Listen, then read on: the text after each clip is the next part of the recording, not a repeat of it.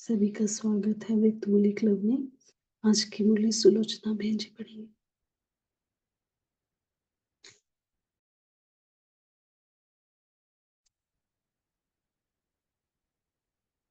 ओम Shanti. Good morning.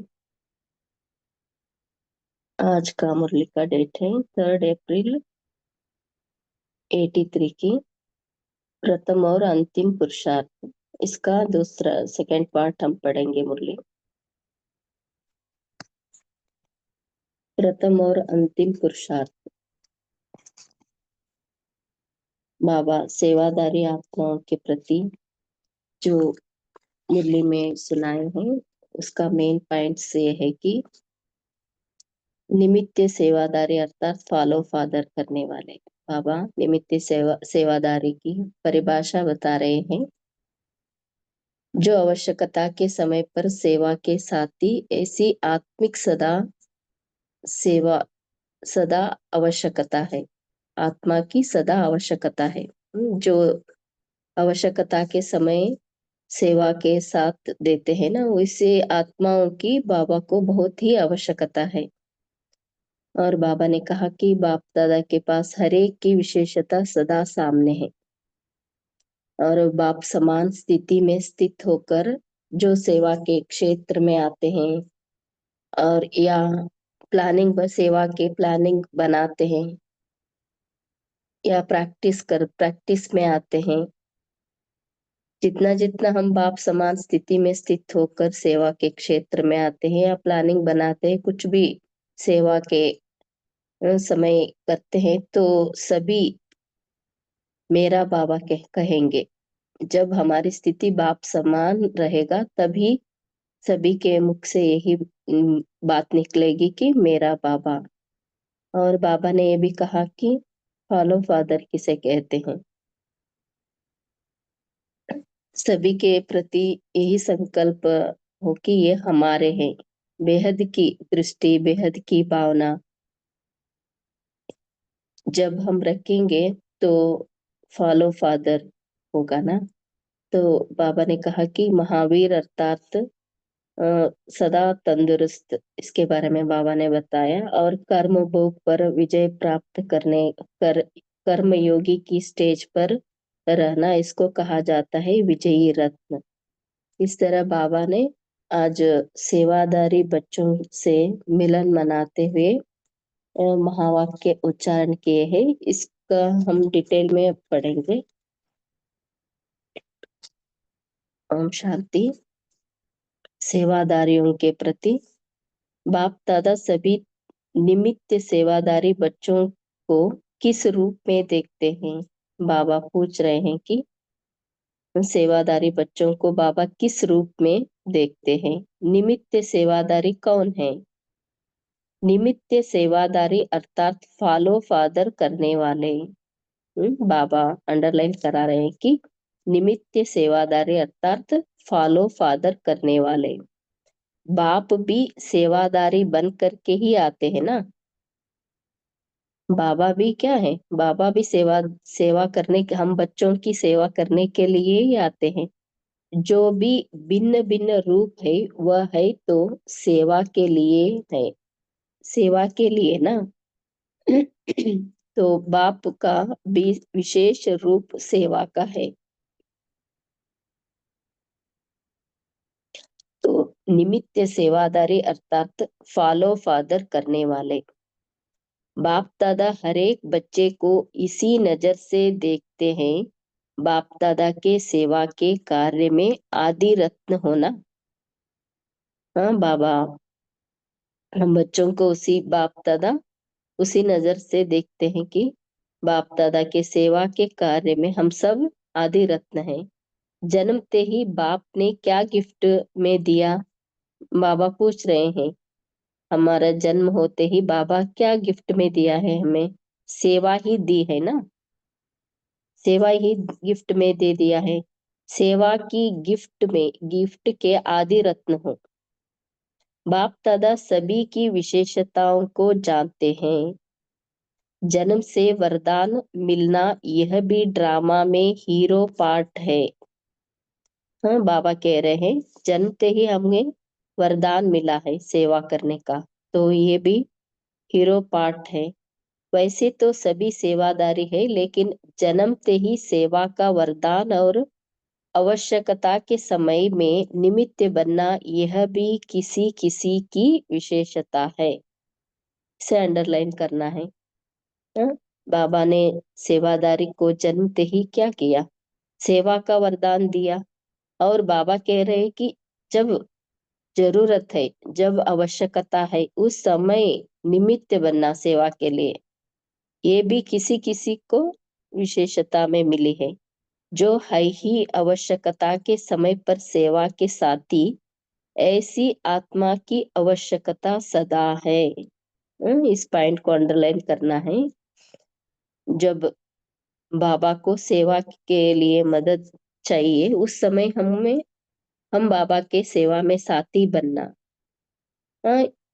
बाबा कहते हैं ऐसी आत्माओं को बाबा के सेवा में सदा आवश्यकता है। अच्छा, सभी में अपनी अपनी विशेषताएं हैं।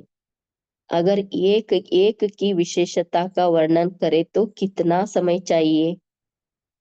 बाबा हम सभी बच्चों में विशेषताएं देखते हैं। बाबा कहते हैं कि एक एक बच्चे की विशेषता का बाबा वर्णन करते रहेंगे तो कितना समय चाहिए, लेकिन बाप दादा के पास हर एक की विशेषता सदा सामने है। कितनी हर एक के विशेषताएं हैं, कभी अपने आप को देखा है? बाबा पूछ रहे हैं। हम सभी एक सेकेंड चेक करेंगे कि मेरे अंदर क्या विशेषताएं हैं। बाबा मुझ आत्मा में क्या विशेषता देख रहे हैं? विशेषताएं सब में अपनी अपनी है, लेकिन बाप दादा विशेष आत्माओं को एक ही बात बार बार स्मृति में दिलाते हैं। कौन सी? बाबा कौन सी विशेष स्मृति दिला रहे हैं? जब भी कोई भी सेवा के क्षेत्र में आते हो, प्लानिंग बनाते हो, व प्रैक्टिकल में आते हो, तो सदा बाप समान स्थिति में स्थित होकर फिर कोई भी प्लान बनाओ और प्रैक्टिकल में आओ। बाबा क्या कर रहे हैं, कह रहे हैं? बाबा कौन सी हमारे अंदर की स्मृति को बार बार दिला रहे हैं? स्मृति समृद्धि में आना है हमको। जो भी हम कर्म क्षेत्र में आ रहे हैं या कोई भी सेवा का प्लानिंग बना रहे हैं या प्रैक्टिकल में आ रहे हैं, तो बाप समान स्थिति में स्थित होकर के प्लान बनाओ और प्रैक्टिकल में आओ। जैसे बाप सबका है, कोई भी नहीं कहेगा कि यह फलाने का बाप है। जैसे हम बच्चे कहते हैं ना, बाबा मेरा बाबा है। सभी हम जो भी हम बाबा के बच्चे हैं, सभी कहते हैं मेरा बाबा। इसलिए बाबा कह रहे हैं जैसे बाप सबका है, कोई भी नहीं कहेगा कि फलाने का बाप है, फलाने का नहीं, सब कहेंगे मेरा बाबा। ऐसे जो निमित्त सेवादारी है, उन्हों की विशेषता यही है कि हर एक महसूस करे, अनुभव करे कि यह हमारे है। जब हम बाप समान स्थिति में स्थित होकर सेवा करेंगे तो सभी ऐसे ही अनुभव करेंगे कि ये हमारे है। 4 का है, हमारा नहीं, यह नहीं, हमारे है। हर एक के मुख से यह आवाज न भी निकले तो भी संकल्प में इमर्ज हो कि यह हमारे है। इसे अंडरलाइन करना है। जब हम बाप समान स्थिति में स्थित होकर सेवा करेंगे तो सभी हमें मानेंगे कि ये हमारे है। इसको ही कहा जाता है फॉलो फादर। सबको हमारेपन की फीलिंग आए, यही पहला स्टेप बाप का है। यही तो बाप की विशेषता है ना। हर एक के मन से निकलता है मेरा बाबा, तेरा बाबा। कोई कहता है? बाबा पूछ रहे हैं, हम सब क्या कहते हैं? मेरा बाबा। तेरा बाबा तो नहीं कहते ना।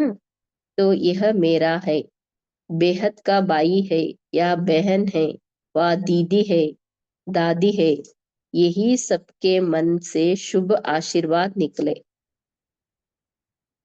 जो भी आत्माएं हमें भी, ये हमारे हैं। ये जब कहेंगे जब हम बाप समान स्थिति में स्थित होकर सेवा करेंगे। यह मेरा है, क्योंकि चाहे कहीं भी रहते हो, लेकिन विशेष आत्माएं तो बेहद की हो ना। निमित्त सेवार्थ कहीं भी रहो, लेकिन हो तो बेहद सेवा के निमित्त ना। प्लान भी बेहद का विश्व का बनाते हो, या हर एक अपने अपने स्थान का बनाते हो।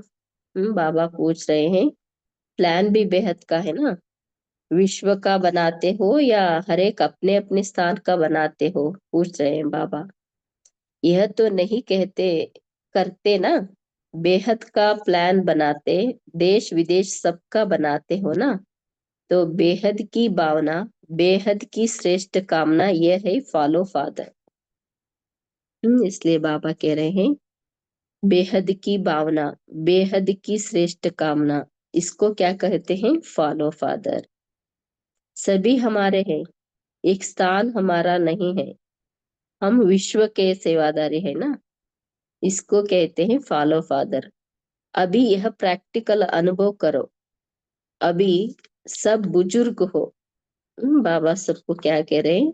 बुजुर्ग हो। बुजुर्ग का अर्थ ही है अनुभवी। बुजुर्ग को क्या रहता है? अनुभव रहता है ना अपना जीवन का। तो हम सबको बाबा बुजुर्ग कह रहे हैं। अनेक बातों के अनुभवी हो ना। कितने अनुभव है? एक तो अपना अनुभव, दूसरा अनेकों का अनुभव से अनुभवी। स्वयं के जीवन का भी अनुभव है और दूसरी आत्माओं का अनुभव सुने हैं, तो उसका भी हमें अनुभव है। अनुभवी आत्मा अर्थात बुजुर्ग आत्मा। वैसे भी कोई बुजुर्ग होता है तो हद के हिसाब से भी उसको पिताजी, काकाजी कहते हैं। ऐसे बेहद के अनुभवी अर्थात सबको अपनापन महसूस हो। बाबा कहते हैं, बेहद के अनुभवी अर्थात सबको अपनापन महसूस हो। सहयोगी आत्माओं को तो बाप दादा सदा ही सहयोग के रिटर्न में स्नेह देते हैं। सहयोगी हो अर्थात सदा स्नेह के पात्र हो, इसलिए देंगे क्या? सबको स्नेह ही देंगे। सबको फीलिंग आए कि यह स्नेह का भंडार है। हाँ, बाबा कहते हैं कि हमें सबको सहयोग देना है, स्नेह देना है। सभी यह फील करे कि ये तो स्नेह के भंडार है। हर कदम में, हर नजर में स्नेह अनुभव हो। हाँ, हमारे हर कदम में, हमारी हर दृष्टि में उन सबको स्नेह का अनुभव हो। यही तो विशेषता है ना। ऐसे कोई प्लान बनाओ कि हमें क्या करना है। विशेष आत्माओं का विशेष फर्ज क्या है? विशेष कर्म क्या है जो साधारण से भी भिन्न हो? चाहे भावना तो समानता की रखनी है, लेकिन दिखाई दे यह विशेष आत्माएं हैं। बाबा कहते हैं, कोई भी कर्म कर रहे हैं, लेकिन भावना समानता की रखनी है। सबको विशेष आत्माएं दिखाई देना है। हर कदम में विशेषता अनुभव हो, तब कोई मानेंगे विशेष आत्माएं हैं। जब हम जो भी हम कर्म करेंगे ना, तो सभी को हमसे विशेष अनुभव होना चाहिए, तब वो हमें विशेष आत्माएं कहेंगे। विशेष आत्माएं अर्थात विशेष करने वाली, कहने वाली नहीं लेकिन करने वाली। अच्छा, महावीर बच्चे सदा ही तंदुरुस्त है।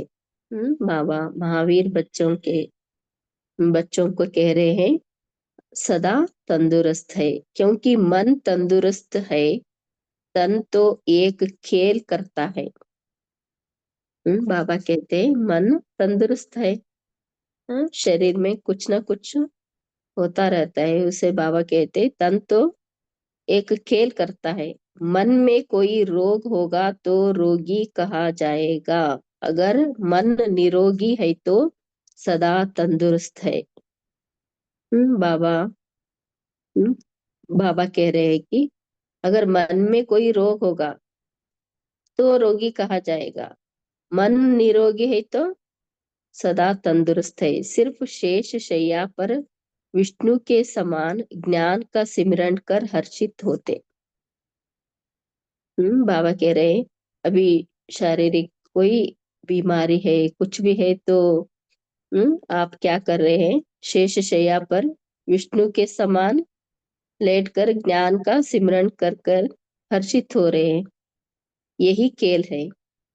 जैसे साकार बाप विष्णु समान टांग पर टांग चढ़ाए खेल करते थे ना, ऐसे कुछ भी होता है तो यह भी निमित्त मात्र खेल करते। अभी शारीरिक कोई भी बीमारी हो तो हमें रेस्ट मिलता है, उस समय क्या करना है, ज्ञान का मनन चिंतन कर करके हर्षित होना है। इसलिए बाबा साकार ब्रह्मा बाबा का भी एग्जाम्पल दिया। जैसे बाबा विष्णु के समान टांग पर टांग चढ़ाए क्या करते थे, साक्षी होकर के शारीरिक कर्म भोग को साक्षी होकर के देखते थे और ज्ञान का मनन चिंतन में रहते थे। इसलिए बाबा कहते हैं ऐसे कुछ भी होता है तो यह भी निमित्त मात्र खेल करते, सिमरन कर मनन शक्ति द्वारा और ही सागर के तले में जाने का चांस मिलता है। जब सागर में जाएंगे तो जरूर बाहर से मिस होंगे। बाबा कह रहे हैं जब सागर के तले में जाएंगे ना तो बाहर का जो बाहर से हम क्या हो जाएंगे, मिस हो जाएंगे। तो कमरे में नहीं हो लेकिन सागर के तले में हो, नए नए रत्न निकलने के लिए तले में गए हो। नए नए रत्न निकालने के लिए तले में गए हो। जितना जितना हम ज्ञान का मनन चिंतन करेंगे तो नए नए रत्न मिलते हैं ना। इसलिए बाबा कह रहे हैं कर्म भोग पर विजय प्राप्त कर कर्म योगी की स्टेज पर रहना, इसको कहा जाता है विजयी रत्न। कर्म भोग कर विजय प्राप्त कर कर्म योगी की स्टेज पर रहना, इसको कहा जाता है विजयी रत्न। सदा यही स्मृति रहती कि यह भोगना नहीं लेकिन नई दुनिया के लिए योजना है। बाबा कह रहे जो भी कर्म भोग आता है वो क्या है, भोगना नहीं है, नई दुनिया के लिए योजना है। फुर्सत मिलती है ना, फुर्सत का काम ही क्या है, नई योजना बनाना। पलंग भी प्लानिंग का स्थान बन गया। जब हमें फुर्सत मिलता है, जो भी कर्म भोग आता है, शारीरिक बीमारी कुछ आते हैं तो रेस्ट मिलता है ना, उस समय क्या करना है, बाबा कह रहे हैं नई योजना बनाना है। पलंग भी प्लानिंग का स्थान बन गया। अभी माताओं के ग्रुप से बाबा मिल रहे हैं। सभी ऐसा अनुभव करते हो कि तकदीर का सितारा चमक रहा है। माताओं को पूछ रहे हैं बाबा, सभी अनुभव करते हो कि तकदीर का सितारा चमक रहा है। जिस चमकते हुए सितारे को देख आत्माएं भी ऐसा बनने की प्रेरणा लेती रहे। ऐसे सितारे हो ना, कभी सितारे की चमक कम तो नहीं होती है ना। माताओं से पूछ रहे बाबा, अविनाशी बाप के अविनाशी सितारे हो ना। हम सब क्या है, अविनाशी बाप के अविनाशी सितारे। सदा एक रस हो या कभी उड़ती कला कभी टहरती कला, सदा उड़ती कला का युग है। उड़ती कला के समय पर कोई चढ़ती कला भी करे तो भी अच्छा नहीं लगेगा। अभी उड़ती कला का समय है तो चढ़ती कला करे तो भी अच्छा नहीं लगेगा। प्लेन की सवारी मिले तो दूसरी सवारी अच्छी लगेगी। बाबा पूछ रहे हैं अभी प्लेन में जाना है तो कोई बस से जाएगा क्या? बाबा पूछ रहे हैं। तो उड़ती कला के समय वाले नीचे नहीं आओ, सदा ऊपर रहो। इसलिए बाबा कह रहे हैं उड़ती कला वाले नीचे नहीं आना है, सदा ऊपर उड़ते रहो। पिंजरे के पंछी नहीं, पिंजरा टूट गया है या दो चार लकीरें अभी रही है, पूछ रहे बाबा। तार भी अगर रह जाती है तो वह अपनी तरफ खींचेगी। 10 रस्सी तोड़ दी, एक रस्सी रह गई तो वह भी अपनी तरफ खींचेगी। तो सर्व रस्सियां तोड़ने वाले, सब हदें पार करने वाले ऐसे बेहद के उड़ते पंछी हद में नहीं फंस सकते। 63 जन्म तो हद में फंसते आए, अब एक जन्म हद से निकालो। यह एक जन्म है ही हद से निकालने का, तो जैसा समय वैसा काम करना चाहिए ना। समय हो उठने का और कोई सोए तो अच्छा लगेगा, इसलिए सदा हदों से पार बेहद में रहो। माताओं को अविनाशी सुहाग का तिलक तो लगा हुआ है ना, जैसे लौकिक में सुहाग की निशानी तिलक है, ऐसे अविनाशी सुहाग अर्थात सदा स्मृति का तिलक लगा हुआ हो। ऐसी सुहागिन सदा भाग्यवान है, कल्प कल्प की भाग्यवान आत्माएं हो। ऐसे भाग्य जो कोई भाग्य को छीन नहीं सकता। सदा अधिकारी आत्माएं हो, विश्व का मालिक, विश्व का राज्य ही आपका हो गया। राज्य अपना, भाग्य अपना, भगवान अपना, इसको कहा जाता है अधिकारी आत्मा। बाबा कह रहे हैं अधिकारी आत्मा की परिभाषा बाबा बता रहे हैं। राज्य अपना, भाग्य अपना, भगवान अपना। अधिकारी है तो अधीनता नहीं। हम बच्चे अधिकारी है तो अधीनता नहीं। हाँ, प्रश्न है, आप बच्चों की कमाई अकूट और अविनाशी है कैसे? उत्तर, आप ऐसी कमाई करते हो जो कभी कोई छीन नहीं सकता, कोई गड़बड़ हो नहीं सकती। दूसरी कमाई में तो डर रहता है, इस कमाई को अगर कोई छीनना भी चाहे तो भी आपको खुशी होगी, क्योंकि वह भी कमाई वाला हो जाएगा। बाबा कहते हैं अगर इस कमाई हम जो कर रहे हैं इसे कोई छीन भी लेगा तो हमें खुशी होगी, क्योंकि वो अभी क्या हो जाएंगे, इस कमाई से माला माल हो जाएंगे। अगर कोई लूटने आए तो और ही खुश होंगे, कहें कहेंगे लो, तो इससे और ही सेवा हो जाएगी। कोई इस कमाई को लूटने आएंगे तो भी हम खुश होंगे, हाँ भले ले लो, हाँ इससे और ही सेवा हो जाएगी। तो ऐसी कमाई करने वाली श्रेष्ठ आत्माएं हो। बाबा कहते हैं ऐसी कमाई करने वाली श्रेष्ठ आत्माएं हो। अच्छा, ओम शांति।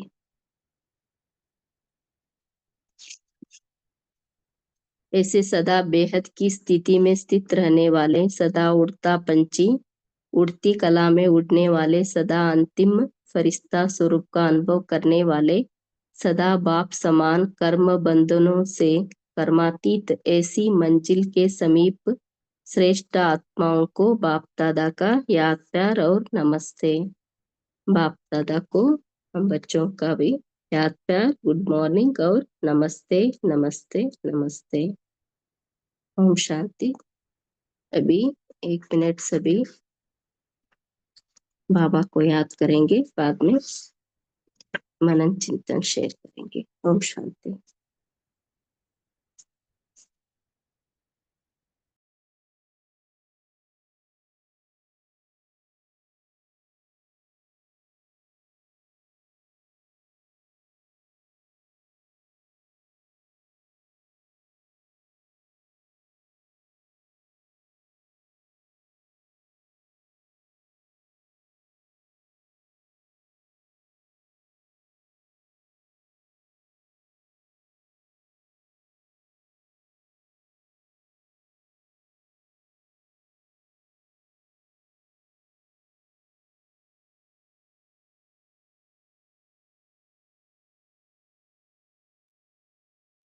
ओम शांति। तो सभी मुरली चिंतन स्टार्ट कर सकते हैं। बोलिए उर्मिला बहन जी, आपने हैंड। ओम शांति। आज प्यारे बाबा ने निमित्त सेवाधारी बच्चों को याद किया। निमित्त सेवाधारी बच्चों की निशानी वो हीरो पार्टधारी होते हैं। उन्हें सेवा का बोलने नहीं पड़ता। आवश्यकता अनुसार और समय पर वो निमित्त सेवाधारी बन समझ सेवा करते हैं। हम ब्राह्मणों को जन्मतः सेवाधारी का वरदान है। बाबा बोलते हैं, मैं भी आपका ओबीडिएंट सर्वेंट हूँ।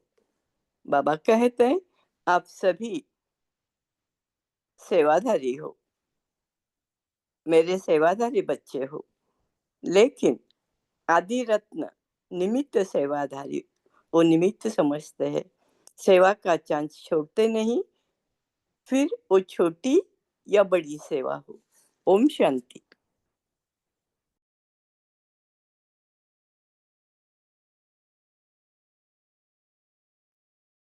जी बोलिए ममता बहन जी।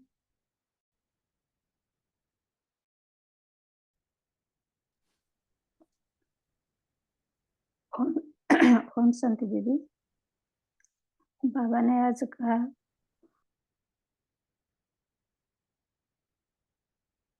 ममता बहन जी आप म्यूट पे चले गए। हाँ जी, हाँ। बाबा ने आज बोले कि निमित्त सेवाधारी अर्थात फॉलो फादर करने वाले। तो बाबा हमको जन्मते ही सेवा के लिए वरदान दिए।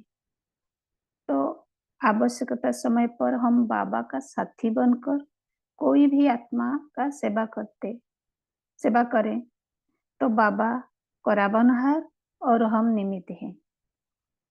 तो बाबा कहते हैं बाप समान स्थिति में स्थित होकर सेवा करे तो सब में हमारेपन का फीलिंग आएगी और सबके मन में भी शुभ भावना, दुआएं भी निकलेगी। कहाँ भी रहते हो, लेकिन सेवा तो सेवा है ना। चाहे किसके लिए भी सेवा करें, सेवा मनोभाव रहना है। तो बेहद की श्रेष्ठ कामना है फॉलो फादर। जैसे बुजुर्ग अनेक बातों में अनुभवी हैं, ऐसे बेहद से सेवा करने से हम अनुभवी भी बनेंगे और सबको अपनापन भी महसूस होगी। तो बाबा कहते हैं विशेष आत्माएं माना विशेष करने वाले। तो बाबा का सहयोगी आत्मा बाप समान ऊंची स्थिति में स्थित होकर सेवा करे तो सबको अनुभव होगी कि यह स्नेह का भंडार है और बाबा का वो आत्मा भी बाबा का स्नेह का पात्र भी है। तो बेहद से सेवा करने में सदा अपने को भाग्यवान और भगवान का अधिकारी बच्चा भी हम समझेंगे, अधीनता नहीं। ओम शांति।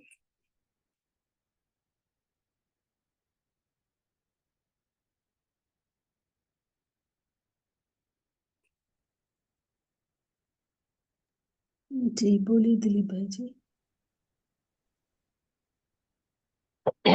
ओम शांति। आज बाबा ने कहा है कि मन तंदुरुस्त रहना चाहिए। तन में अगर कोई रोग आए भी तो उसको खेल समझकर खेलना चाहिए। बाबा ने कहा कि तन में कोई रोग आया है तो और भी आपको सागर के तले में जाने का मौका मिलता है। आप पलंग को प्लानिंग का स्थान समझ कर करिए तो जो भी उस समय है उसमें सागर के तले में चले जाइए और रत्नों को ढूंढ कर निकाल सकते हैं। और बाबा ने कहा कि कर्म भोग पर विजय पाना वही सबसे बड़ा विजय रत्न बनना है। तो मन मन में कोई रोग नहीं रखना चाहिए, मन तंदुरुस्त रखना चाहिए। मन सदा एक भाप में लगा दिए तो मन सदा तंदुरुस्त रहेगा। ओम शांति।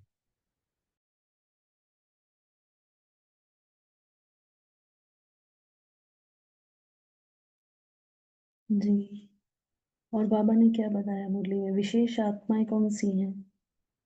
क्या बताया विशेष आत्माओं के बारे में बाबा ने? कोई बताएगा?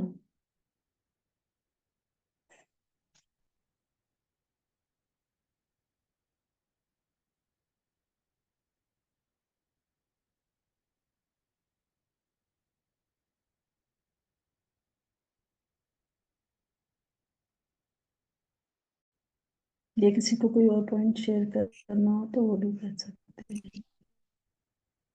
ओम शांति। बाबा ने बोला कि विशेष आत्माओं का विशेषता है कि सबको स्नेह देना और सबका सहयोगी बनना। ओम शांति। ओम शांति दीदी। बाबा बोले यानी राज्य भाग्य और बाप अपना ये अधिकारी आत्माएं हैं और अधिकारी मतलब अधीनता समाप्त। ओम शांति दीदी। जी बोलिए सावित्री बहन जी। ओम शांति। तो बाबा ने जो शुरू में बताया है कि सबसे पहले बाबा ने जो स्मृति दिलाई कि बाप दादा विशेष आत्माओं को एक ही बात बार बार स्मृति में दिलाते हैं। कौन सी? जब भी कोई भी सेवा के क्षेत्र में आते हो तो प्लानिंग बनाते हो व प्रैक्टिकल में आते हो तो सदा बाप समान स्थिति में स्थित होकर फिर कोई भी प्लान बनाओ और प्रैक्टिकल में लाओ। बाबा ने एक बात तो ये जो प्लानिंग बुद्धि के लिए बताई है।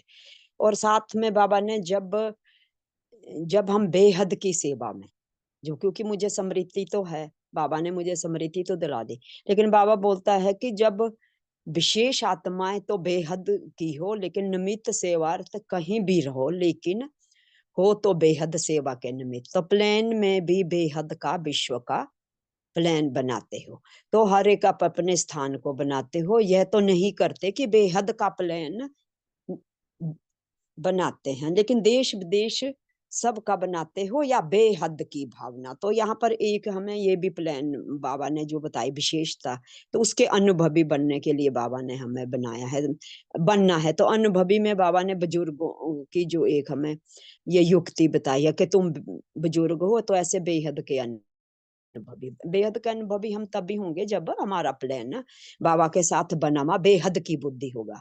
तो इसमें बाबा ने जो सहयोग की बात की, तो सहयोग मैंने विशेष ये प्लान के बारे में जो कुछ पॉइंट्स है तो बाबा ने बोल रहे यहाँ पर हर कदम में हर नजर में फिर जो स्नेह अनुभव हो। फिर यहाँ पे हमने कौन सी फीलिंग लानी है कि बाबा जो सहयोगी आत्माओं को बाप दादा सहयोग के रिटर्न में स्नेह भी, पर हमने कौन सी प्लान बुद्धि बनाई? स्नेह की। तो इस स्नेह में बाबा ने क्या बोला कि विशेष आत्माओं का विशेष फर्ज क्या है। फिर यहाँ पे फर्ज बाबा ने हमें युक्ति बताई।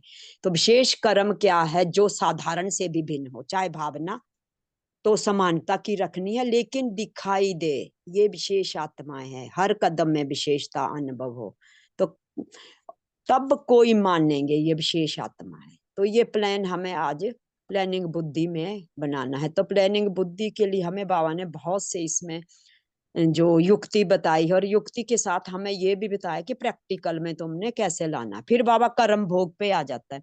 तो बाबा बोलते हैं अगर कर्म भोग कोई भी आए उसको विजय प्राप्त करने के लिए कौन सी स्टेज रखनी है, तो सदा यहाँ भी स्मृति रहती है। स्मृति में अगर मुझे रहता है स्मृति बाबा ने जो मुझे दी है, तो इसमें भी एक योजना बनानी है। तो योजना बनाना मतलब जब मैं बैठी हूँ जहां भी हूँ, तो इसके लिए भी बाबा ने विशाल बुद्धि प्लानिंग बुद्धि जो हमें दी है वो प्लान बनाना है। फिर बाबा यहाँ पर हमें जो ये पिंजरे का पंछी कहता है, तो यहाँ पर हम बेहद की प्लानिंग बुद्धि बनाएंगे। तो बेहद प्लानिंग बुद्धि का मतलब होता है कि व्यर्थ मुक्त बुद्धि, मतलब संसारी बातों की रुचि से मुक्त, अर्थात मतलब हमें किसी भी कंकर पत्थर किसी भी चीज में नहीं फंसना है।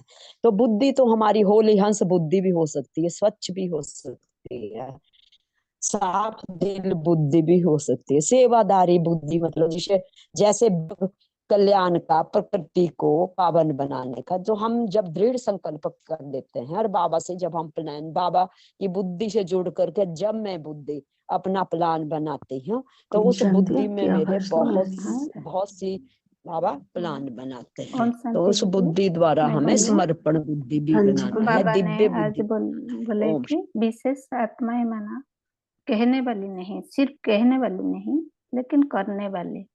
क्योंकि हम तो बहुत सारा प्लान करते हैं और स्मृति में भी रखते हैं कि हम बाबा का विशेष आत्माएं हैं, लेकिन प्रैक्टिकली जो करने वाले हैं, बाबा उसको विशेष आत्माएं कहते हैं। ओम शांति। जी, बोलिए कविता बहन जी।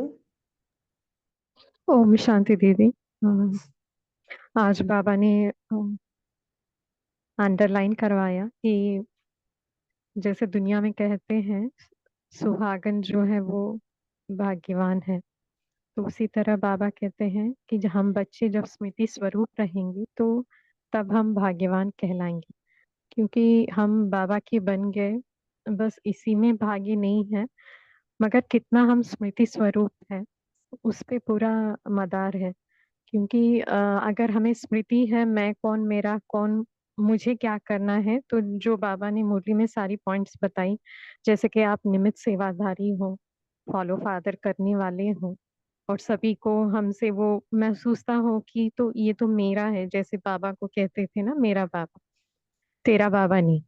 तो इस तरह से जब हम निमित्त सेवाधारी बनते हैं तो ये सारी चीजें जो मैं कौन, मेरा कौन, मुझे क्या करना है, ये सारी चीजें इसमें कवर होती हैं।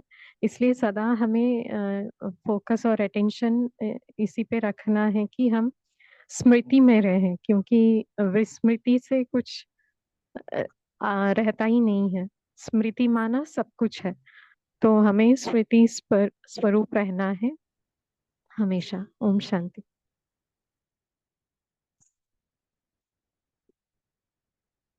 जी, बोलिए अरुणा बहन जी। ओम शांति। आज बाप दादा कहते महावीर बच्चे सदा ही तंदुरुस्त है, क्योंकि मन तंदुरुस्त रहते। तन तो एक खेल करता है ना, तो बाबा ने ये सीखने के लिए कहा कि जैसे बीमारी भी आए तो भी अपना मनन शक्ति बढ़ाना चाहिए। सिर पर शैया पर विष्णु के समान ज्ञान का सिमरन कर हर्षित होते हैं। ऐसे ही महावीर बच्चे रहते। बाबा ने ये लास्ट में कहा कि महावीर बच्चों का पलंग भी प्लानिंग का स्थान बन जाता है। तो कितना बाबा ने कल के साकार मुरली में भी कहा है ना, एकता और एकाग्रता को अपनाओ। तो जितना सेवा की हलचल में आते हो उतना बिल्कुल अंडरग्राउंड चले जाओ। बीच बीच में 5 मिनट भी मिले तो ज्ञान सागर के तले में चले जाओ, तो ज्ञान मोती चुनने लगो। इससे ही संकल्पों का ब्रेक लग सकेंगे। फिर वाणी में आना चाहेंगे तो भी नहीं आ सकेंगे। तो ये दोनों पॉइंट में ये लगता है कि बीमारी भी जो है तो भी जैसे मनन शक्ति बढ़ेंगे, ऐसी बीमारी का भी जो बीमारी भी ऐसे खुशी खुशी से पार कर जाएंगे। ओम शांति। जी, बाबा ने आज मुरली में अविनाशी सुहाग, उसके बारे में क्या बताया, क्या विशेषताएं हैं जिन आत्माओं का अविनाशी सुहाग रहता है।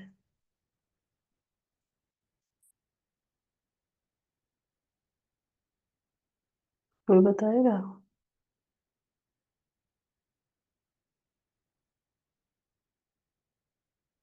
क्या बताया बाबा ने उसके बारे में?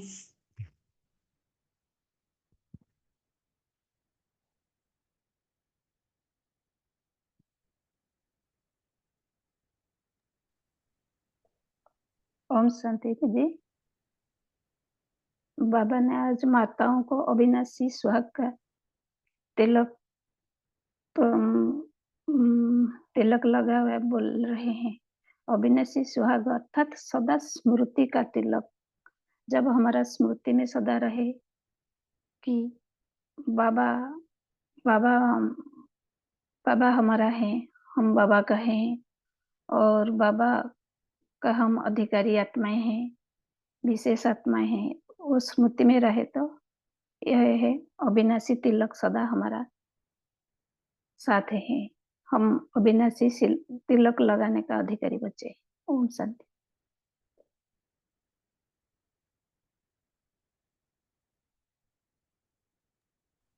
जी, और कोई शेयर करेगा?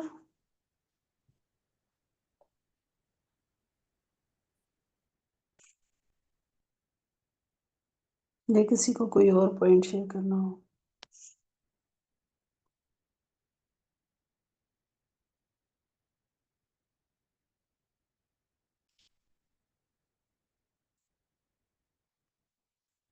ठीक है, अभी पोल लॉन्च करेंगे तो सभी इस पोल का रिप्लाई करें। इसके बाद सुलोचना बहन जी हम सबको योग भी कराएंगे और होमवर्क भी देंगे आज की मुरली से।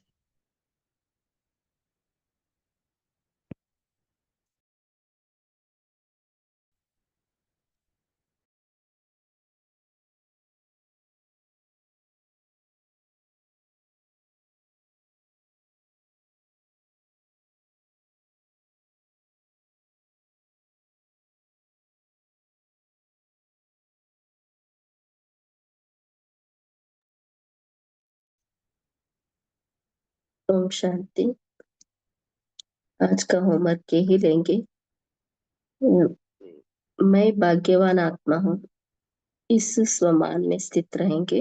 और दूसरा है बाप समान स्थिति में स्थित रहकर जो भी संकल्प बोल कर्म संबंध संपर्क में आएंगे, जो भी हम बाप समान स्थिति में स्थित रहकर हम संकल्प बोल और कर्म संबंध संपर्क में आएंगे।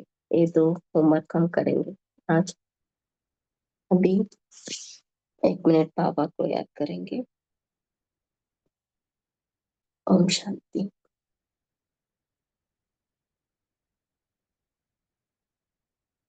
मैं एक शक्तिशाली आत्मा हूँ।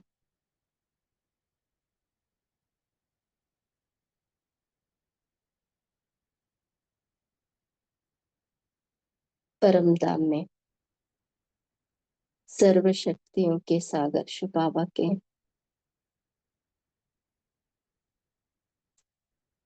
सन्मुख हूँ।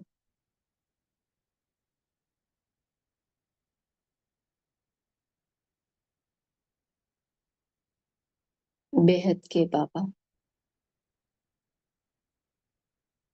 हम बेहद के बच्चों को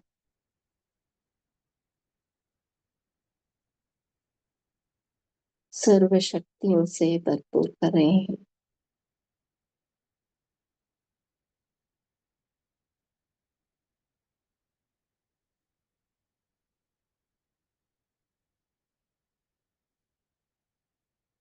मैं आत्मा विश्व के सभी आत्माओं को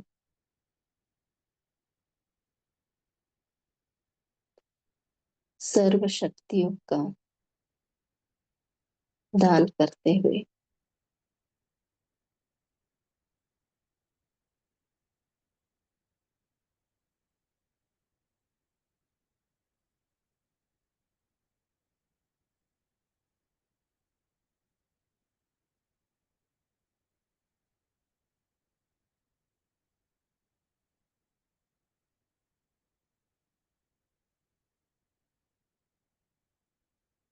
परम धाम की शक्तिशाली स्थिति में स्थित हूँ। सभी आत्माओं को परम धाम में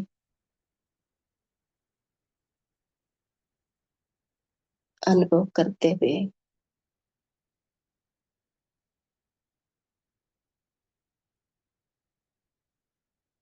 बाबा की सर्व शक्तियों के किरणों से हम सभी आत्माएं भरपूर हो रहे हैं।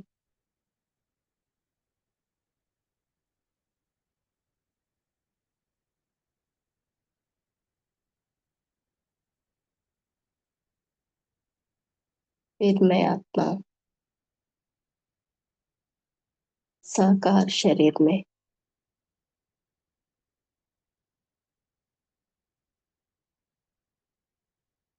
जो भी कर्म करने से पहले बेहद की स्मृति में स्थित होकर बाप समान स्थिति में स्थित होकर संकल्प कर रही हूँ सर्व आत्माओं के प्रति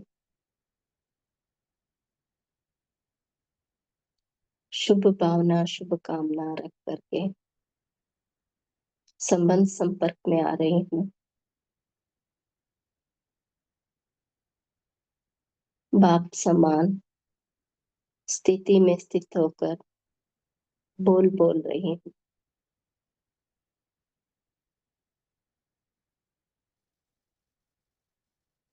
आज सारा दिन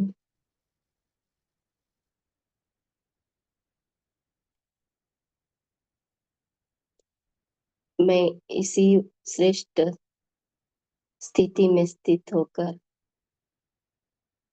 कर्म करूंगी, ये दृढ़ संकल्प लेते हुए मैं आत्मा बाबा को शुक्रिया अदा करते हैं, आपस प्रकृति के बीच में स्थित हो जाते हैं।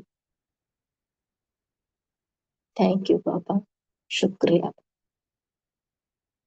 आप सभी आत्माओं का भी धन्यवाद। ओम शांति।